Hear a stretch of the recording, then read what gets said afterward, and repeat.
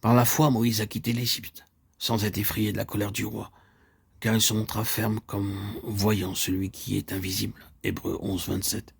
Il nous est dit expressément que le courage de Moïse provenait de sa foi, et le bref passage de Hébreux 11, 27 que nous venons de citer jette une vive lumière sur toute son histoire. Chaque pas en avant procédait d'une foi qui allait sans cesse croissant, parce qu'elle était sans cesse mise à l'épreuve. Il tint ferme parce qu'il voyait celui qui n'est visible que par la foi. Celui qui vient à Dieu doit croire qu'il est et qu'il est le ruinateur de ceux qui le recherchent avec soin.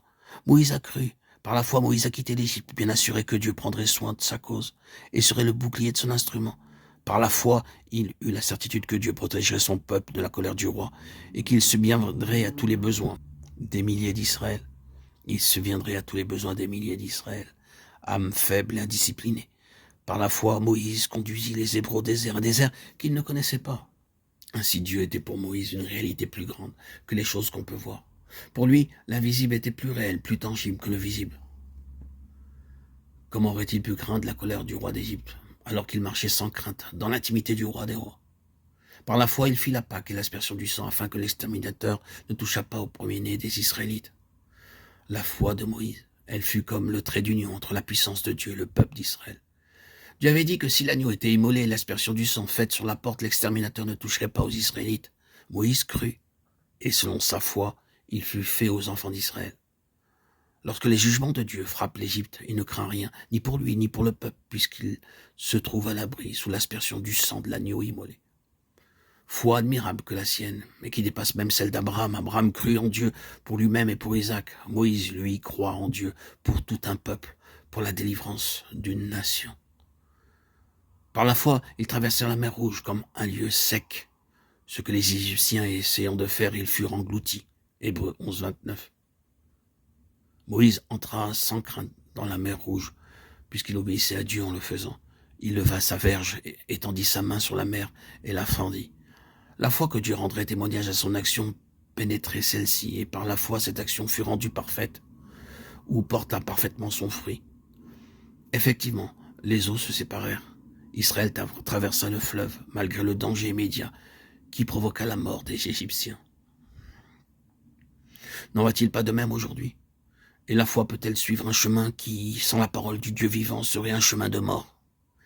Les Égyptiens voulurent suivre Israël, et ils furent noyés. La copie de la foi, une foi imaginaire, est une chose insuffisante à l'heure de l'épreuve.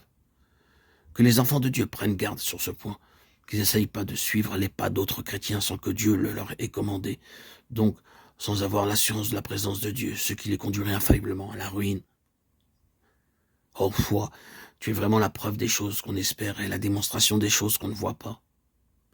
Si tu peux croire, toutes choses sont possibles à celui qui croit. Enfin, notons l'humilité de Moïse, que nous révèle son attitude vis-à-vis de son beau-père Jéthro, quand celui-ci lui amena au désert sa femme Séphora et ses 2 fils. Moïse lui dit ce que Dieu avait fait, et Jéthro s'en réjouit.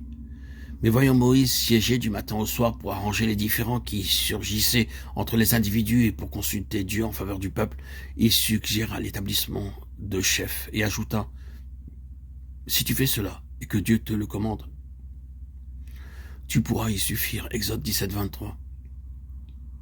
Nous voyons aussi que Jéthro devient comme l'une des mailles de cette chaîne d'événements qui conduisit Moïse toujours plus près de la montagne, en une communion toujours plus intime avec Dieu.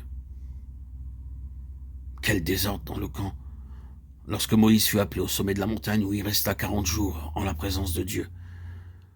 Si Jéthro n'avait pas donné ce sage conseil, et si l'humilité de Moïse, fidèle serviteur de l'Éternel, ne lui avait pas fait accepter après qu'il eut consulté Dieu,